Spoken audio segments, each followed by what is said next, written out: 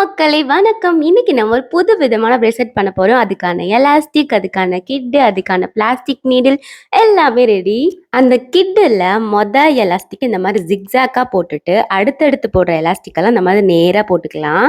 3 elastic நம்ம போட்டதுக்கு அப்புறமா, கீழ அடியில இருக்க எலாஸ்டிக்க மேல இந்த 2 எலாஸ்டிக்கு மேல இந்த மாதிரி என்வலப் பண்ணிக்கிட்டே வந்து வரணும். இதே ப்ராசஸ நம்ம ஹேண்ட் சைஸ்க்கு ஏத்த மாதிரி நம்ம எலாஸ்டிக் ஆட் பண்ணி இதே மாதிரி ப்ராசஸ கன்டின்யூ பண்ணணும். இந்த லூம் பிரேஸ்லெட் மேக்கிங் கிட் நான் ஒரு கிட் ஷாப்ல தான் வந்து பர்ச்சேஸ் பண்ணியிருந்தேன்.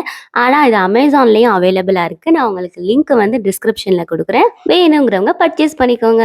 ஃபைனலா இருக்க எலாஸ்டிக்கையும் 2ஆ இந்த மாதிரி நம்ம நீடில் யூஸ் பண்ணி எடுத்துட்டு எஸ் ஹூக்கோட அட்டாச் பண்ணிக்கலாம். அவ்வளோதான், நம்ம 2 சைடு இதை ஜாயின் பண்ணிட்டோம் அப்படின்னா உங்களுக்கு பிரேஸ்லெட் ரெடி ஆயிடும்.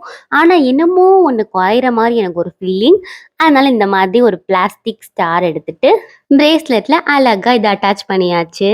இது எப்படி இருக்கு அப்படின்றத மறக்காம கமெண்ட் பண்ணுங்க. உங்களுக்கு சில பார்க்குறேன். பாய்.